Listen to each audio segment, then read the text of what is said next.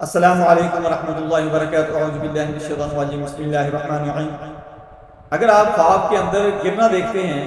یا آپ گر گئے ہیں تو اس کی تعبیر کیا کریں گے؟ میں آپ کو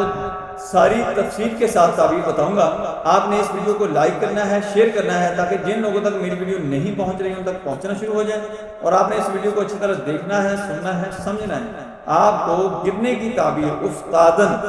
گرنے کی تعبیر جو ہے وہ اپنی پوری تفصیل کے ساتھ مل جائے گی۔ حضرت ابن سیرین رحمۃ اللہ تعالیٰ نے فرمایا ہے کہ اگر کوئی شخص خواب میں دیکھے کہ منہ کے بل گرا ہے تو پریشانی کی دلیل ہے، خاص کر اگر وہ جنگ اور خصومت میں ہے، اور اگر دیکھے کہ کسی جگہ سے نیچے گرا ہے، مثلا پہاڑ یا بالا خانہ یا دیوار سے، تو اس امر کی دلیل ہے کہ اس کی آرزو اور مراد پوری نہ ہوگی۔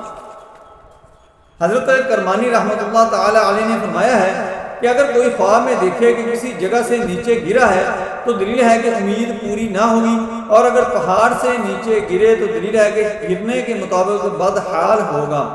اور اس کے جسم کو دکھ پہنچے گا، اور اگر دیکھے کہ اس کو سخت زخم پہنچا ہے اور کسی عضو سے خون نکلا ہے تو دلیل ہے کہ اس کے زخم کے مطابق نقصان پہنچے گا، اور اگر دیکھے کہ پاؤں پھسلا اور گر گیا ہے تو دلیل ہے کہ اس کو رنج اور تکلیف پہنچے گی، اور اگر دیکھے کہ